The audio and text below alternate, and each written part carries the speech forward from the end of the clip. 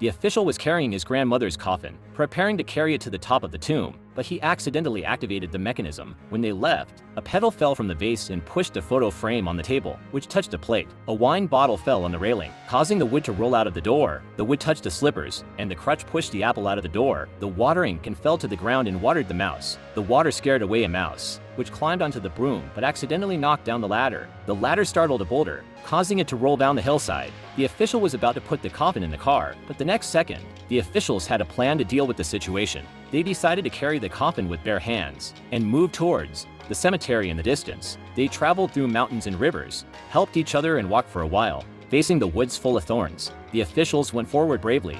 They turned the coffin over to avoid the thorns and walked out of the woods smoothly. At this time, the hunter mistook them for crows and fired 3 shots at the coffin. Seeing this, the officials hurriedly carried the coffin and fled. During the escape, the boss's hat was hung on the tree. In order to take off the hat, they stepped in the coffin and ended up kicking the coffin down the hillside. This time they were completely finished. Fortunately, the coffin was blocked by a stone. Then they opened the coffin and found that the old lady inside was hung on a tree. It seemed that they could not go on land, so they had to go by water and came to a deserted road. At this time, a car came roaring. They wanted to take a ride but were rejected. Suddenly, the man had an idea. He put the old lady in the middle of the road and tried to scam the passing cars, but it attracted flies and eagles. Seeing this, the 2 brothers used stones to drive away the eagles, but they broke the grandmother's eyes. At this time, another car came and they got on it as they wished. In order to avoid the boulder, they braked suddenly and the coffin was thrown out. The coffin rolled down the hillside and fell into the construction pit.